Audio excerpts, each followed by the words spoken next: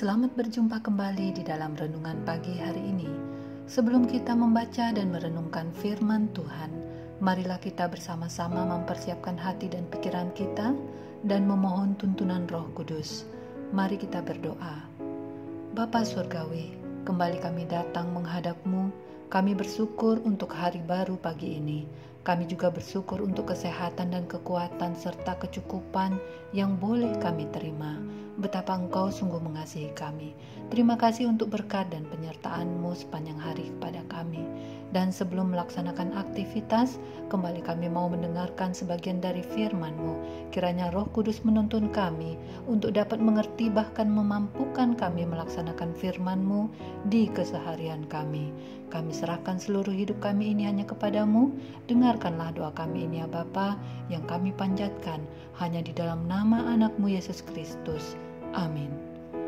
Saudara-saudari yang dikasihi Tuhan, renungan firman Tuhan pada pagi hari ini terambil dari Hakim-Hakim pasal 11 ayat 7-11. Saya akan membacakannya untuk kita.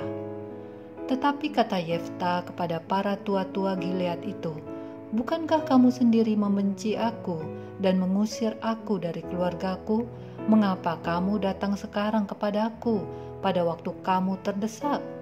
Kemudian berkatalah para tua-tua Gilead kepada Yefta, "Memang kami datang kembali sekarang kepadamu. Ikutilah kami dan berperanglah melawan Bani Amon, maka engkau akan menjadi kepala atas kami, atas seluruh penduduk Gilead." Kata Yefta kepada para tua-tua Gilead, "Jadi, jika kamu membawa aku kembali untuk berperang melawan Bani Amon dan Tuhan menyerahkan mereka kepadaku, maka akulah yang akan menjadi kepala atas kamu." Lalu kata para tua-tua Gilead kepada Yefta, "Demi Tuhan yang mendengarkan sebagai saksi antara kita, kami akan perbuat seperti katamu itu." Maka Yefta ikut dengan para tua-tua Gilead. Lalu bangsa itu mengangkat dia menjadi kepala dan panglima mereka. Tetapi Yefta membawa seluruh perkaranya itu ke hadapan Tuhan di Mizpah. Saudara-saudariku yang terkasih, judul renungan pada pagi hari ini adalah Memulai Bersama Tuhan.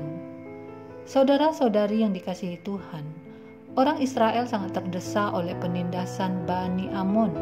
Mereka berseru kepada Tuhan meminta pertolongan dan mengakui pelanggaran yang telah mereka lakukan, yaitu mereka telah meninggalkan Allah dan beribadah kepada para Baal. Dan mereka pun menyingkirkan para Allah asing itu dan kemudian kembali beribadah kepada Allah. Belas kasih Tuhan kepada Israel akhirnya timbul dan Ia kembali menolong mereka. Para pemimpin bangsa Gilead, para tua-tua kemudian mencari sosok yang berani memulai peperangan melawan Bani Amon dan menetapkan bahwa orang yang berani itu nantinya harus menjadi kepala atas seluruh penduduk Gilead. Muncullah sosok yang bernama Yefta orang Gilead. Dialah yang akhirnya menjadi panglima perang. Sesungguhnya Yefta adalah seorang yang telah diusir oleh saudara-saudaranya sendiri karena ia adalah anak ayahnya Gilead yang diperoleh dari perempuan lain. Karena ia diusir, ia pun melarikan diri dan diam di tanah Tob. Ia hidup bersama para petualang.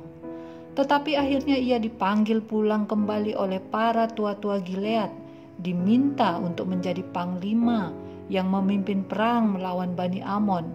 Yefta ikut dengan para tua-tua Gilead, lalu bangsa itu mengangkat dia menjadi kepala dan panglima mereka. Tetapi Yefta membawa seluruh perkaranya itu ke hadapan Tuhan.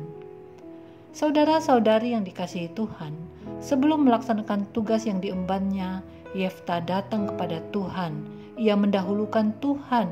Ia tidak menjadi sombong karena merasa dibutuhkan, karena sebelumnya ia adalah orang yang telah ditolak, orang yang awalnya dibenci dan diusir, namun akhirnya diminta untuk kembali pulang dan mendapatkan kepercayaan penuh sebagai panglima, sebagai pemimpin.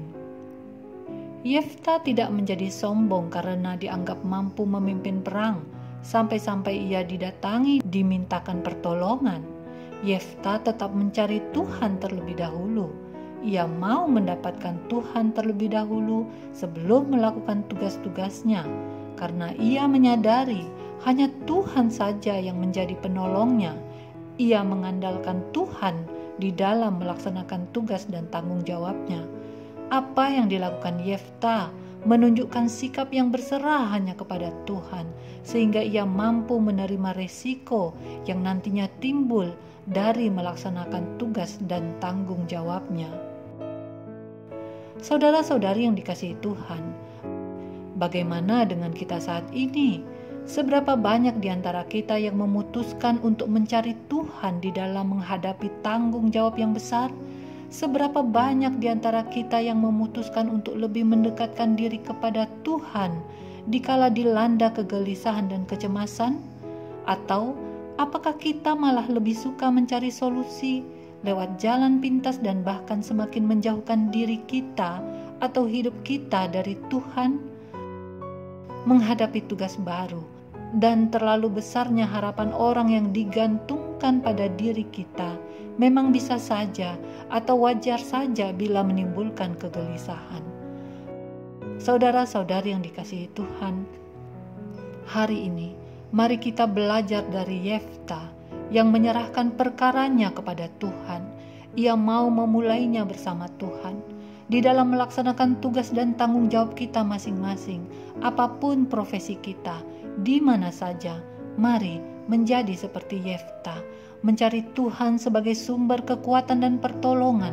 Bawalah setiap pergumulan, hadapilah tantangan, mengucap syukur dengan hati yang tulus atas kesempatan mendapatkan tanggung jawab yang menunjukkan bahwa kita adalah orang yang berguna, tetapi menjauhkan dirilah dari kesombongan. Tetaplah bersemangat, tetaplah berpengharapan. Tuhan sudah menyediakan berkat bagi kita yang mau memulai segala sesuatunya bersama Tuhan. Demikianlah renungan pada pagi hari ini.